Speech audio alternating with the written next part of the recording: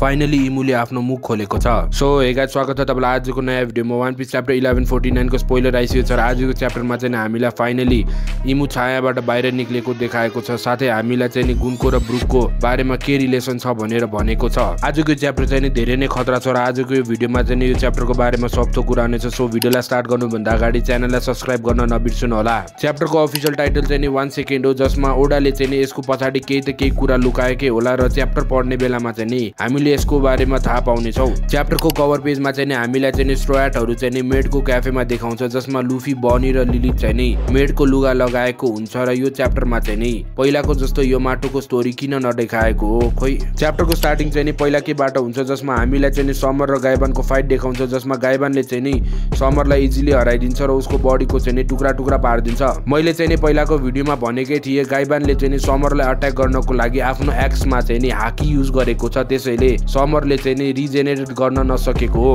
Hockey use गरेकै कारणले गर्दा चाहिँ समर चाहिँ रिजेनेरेट हुन सक्दैन, तर ऊ चाहिँ त्यसै बेला मर्दैन। त्यो देखेर गुनको चाहिँ समरलाई बचाउनको लागि चाहिँ कोलोनका जान्छ र गाइबानलाई चाहिँ तिमीले सरेन्डर गर, नभए म यो बच्चालाई मारिदिन्छु भन्छ।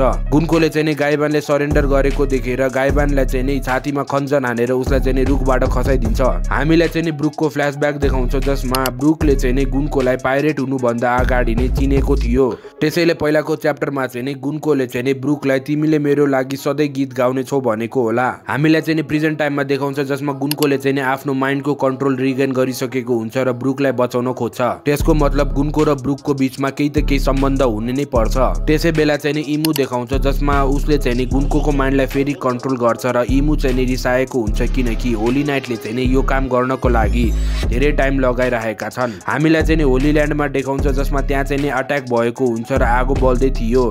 त्यो अट्याक चाहिँ कसले गरेको हो भने चाहिँ रिभिल गरिएको छैन, तर त्यो चाहिँ ड्रागनले गरेको हुन सक्छ।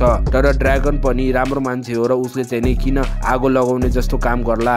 च्याप्टरको एन्डिङमा चाहिँ इमुले चाहिँ पहिलोचोटि बोल्छ, जसमा अब तिमीलाई असली भगवानले कसरी दुनियाँलाई राज गर्छ भनेर देखाउँछु भन्छ। यही क्लिफ ह्याङ्गरसँग आजको च्याप्टर स्पोइलर यता नै सिद्धिन्छ र आजको च्याप्टर स्पोइलर तपाईँलाई कस्तो लाग्यो भनेर कमेन्टमा लेख्न नबिर्सनु होला। यस्तै एनिमे र मांगाको रिभ्यू नेपालीमा हेर्नलाई च्यानललाई सब्स्क्राइब, भिडियोलाई लाइक गर्न नबिर्सनु होला। धन्यवाद।